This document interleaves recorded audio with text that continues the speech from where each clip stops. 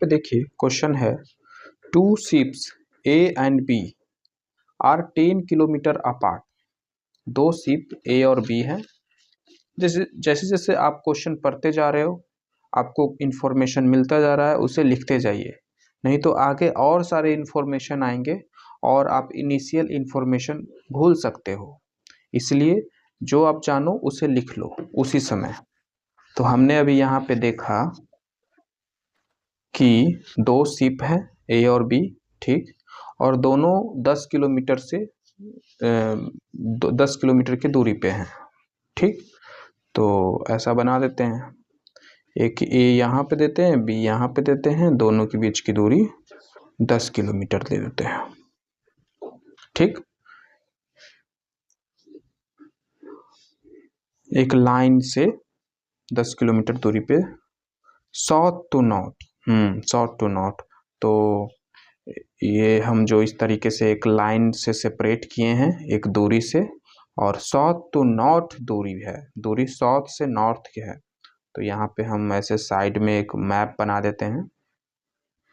तो ये साउथ देते हैं और ये नॉर्थ, साउथ से नॉर्थ, और ये नॉर्थ है, इधर लेफ्ट हैंड करिए तो फेस आपका इधर आएगा, तो ये आपका ईस्ट हो गया, ये वेस्ट, फेस की तरफ ईस्ट होता है। अब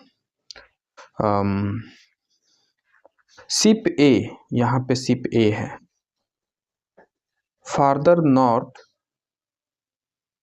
is streaming west, at 20 kilometre per hour. तो वेस्ट इधर हो गया, तो ये वेस्ट की तरफ ए जो है चलना शुरू करता है। उसकी स्पीड कितनी है? 20 kilometre per hour. And ship B is streaming toward north at 20 kilometre per hour. ये शिप बी नॉर्थ की ओर, यानी इधर, बी की स्पीड 20, वो भी 20 के स्पीड से ही चल रहा। What is their distance of closest approach?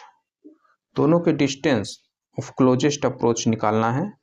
Distance of closest approach and how long do they take to reach it.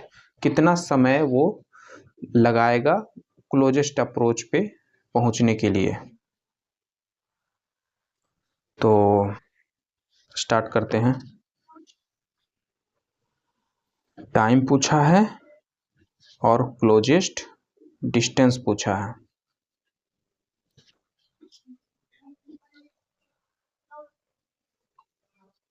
तो देखिए, ये जैसे जैसे ये ए की तरफ बढ़ रहा है बी, वैसे वैसे ये ए इधर जा रहा है।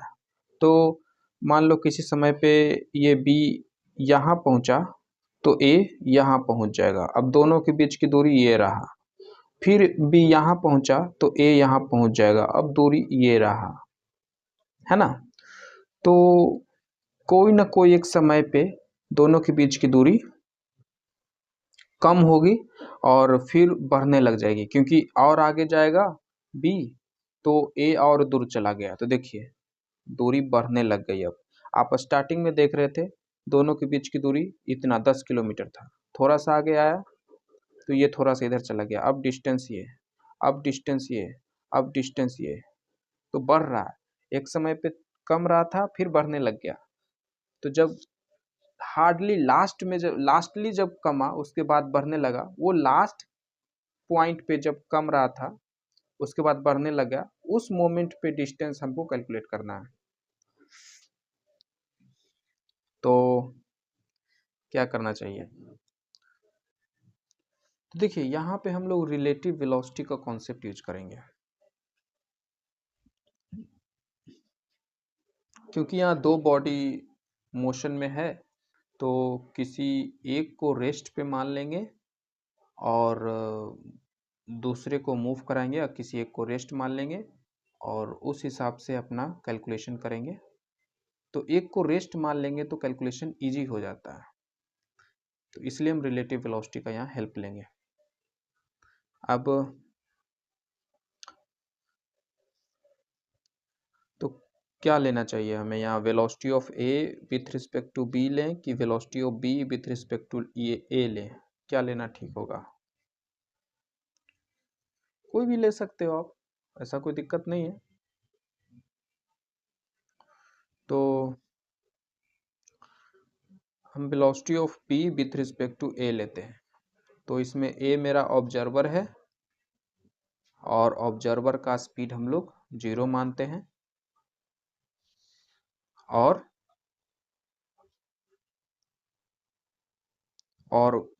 b मेरा और बॉडी है जो मूव कर रहा है, मूविंग बॉडी, और उसका स्पीड कितना मानेंगे? इतना, ना कि इतना। ये 20 नहीं मानेंगे, इतना मानेंगे। अगर a का स्पीड 0 मानेंगे तो b का स्पीड इतना मानेंगे। a के रिस्पेक्ट में स्पीड b का इतना होगा।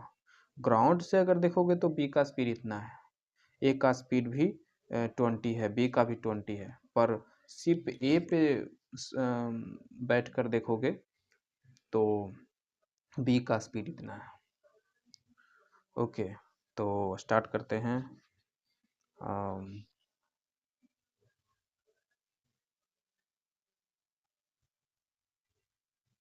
तो velocity of b with respect to a क्या होता है? Velocity of b minus velocity of a,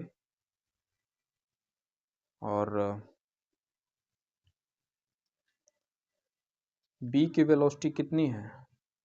20 with respect to ground है ये, तो b की स्पीड 20 और किस डायरेक्शन में है? नॉर्थ में। तो इसको आई कैप मान लेते हैं इस डायरेक्शन में, और इस डायरेक्शन में जे कैप।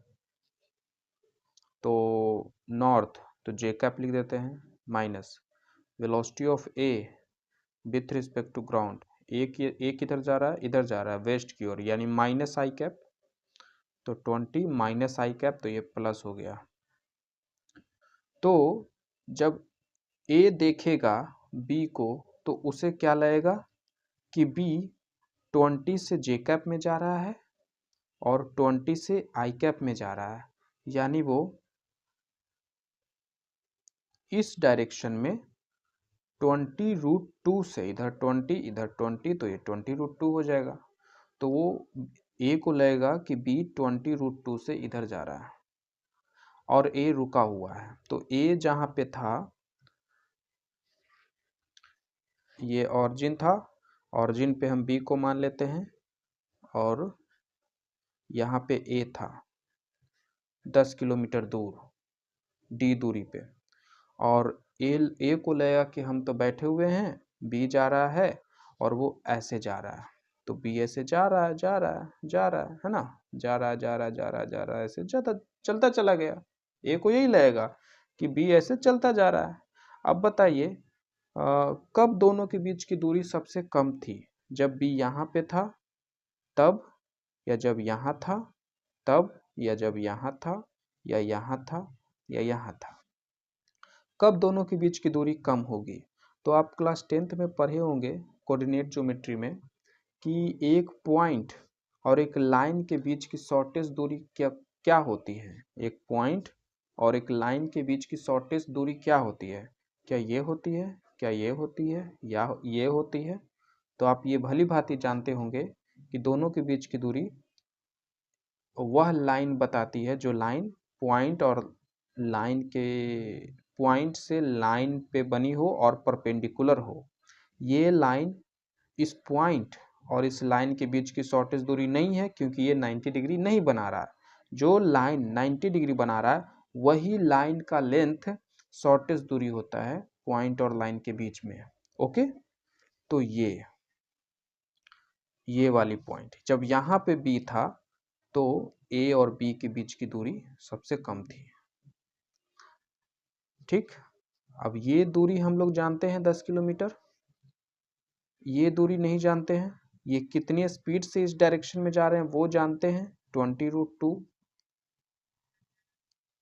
ठीक है, तो ये velocity of B with respect to A, तो ये दूरी मुझे निकालना है। तो it is a Pythagoras theorem पर लगा सकते हैं। यहाँ पे ये राइट एंगल ट्रायंगल है, तो ये डिस्टेंस, इसको नाम देते हैं हम ए सी। ये ए सी मेरा क्लोजेस्ट अप्रोच है।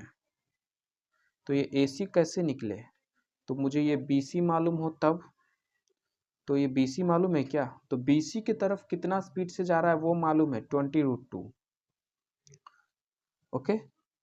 पर कितने समय तक चला वो मालूम रहता तो 20√2 इंटू टाइम कर देते हैं। तो मान लो T समय लगा यहाँ से यहाँ पहुँचने में, तो यहाँ T लिख देते हैं, तो 20√2T ये तुम्हारा हो गया BC, और AB तो हम लोग को पता ही है 10 किलोमीटर। तो पाइथागोरस थ्योरम लगाते हैं यहाँ पे। अच्छा, पर मुझे टाइम तो मालूम नहीं है, टाइम मालूम रहता ये तो मुझे BC मालूम चलता, BC या फिर AB से काम बन जाता। अच्छा एक चीज़ और, पाइथागोरस थ्योरम में आपको दो साइड चाहिए तीसरे साइड निकालने के लिए राइट एंगल ट्रायंगल का, बट ट्रिग्नोमेट्री उससे एडवांस है। ट्रिग्नोमेट्री कहता है कि कोई एक साइड दे दो और कोई एक एंगल दे दो, तो हम कोई कुछ भी निकाल देंगे राइट एंगल ट्रायंगल का। अगर मुझे उस राइट एंगल ट्रायंगल का एक साइड और एक एंगल मिल जाए तो वो तो हमें मालूम है, AB हमें मालूम है 10 किलोमीटर, और ये एंगल भी मालूम है। ये एंगल कैसे मालूम है, तो आपको पता है कि ये 20√2 कैसे आया, इधर 20 और इधर 20 की वजह से। तो ये जो 20√2 है ये 45 डिग्री बना रहा है ना, तो ये भी 45 डिग्री, तो ये 45 और ये 10 तो आप सब निकाल सकते हो, है ना। इसको यहाँ बना लेते हैं सिंपल में, ऐसे, तो ये 10 ये 45 है ना, ये आपका हाइपोटेनस है, इसका कंपोनेंट निकालो, तो एक इधर कंपोनेंट निकलेगा और एक इधर कंपोनेंट निकलेगा, तो 10 किलोमीटर का दो कंपोनेंट निकलेगा। ये 10 कोस 45, कोस 45 का वैल्यू होता है √2 1/√2, और ये 10 साइन 45, ये 10 साइन 45 इसके बराबर होगा, ये भी 10/√2 होगा। तो हमें मिल गया, हमें डायरेक्ट मिल गया, हमें ये 10 किलोमीटर पाइथागोरस वगैरह कुछ करने की ज़रूरत नहीं है, मुझे यही चाहिए था ना, यही लेंथ चाहिए था ना, यही वाला चाहिए था ना।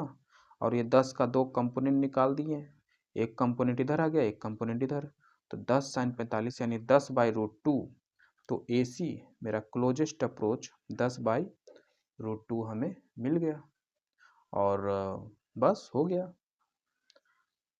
और इसे थोड़ा ऊपर नीचे रेशनलाइज कर देते हैं, √2 से मल्टीप्लाई कर देते हैं, तो इट विल बी, ये 2 हो गया, 2 5 जा 10, तो 5√2 क्लोजेस्ट अप्रोच आपका आया 5√2।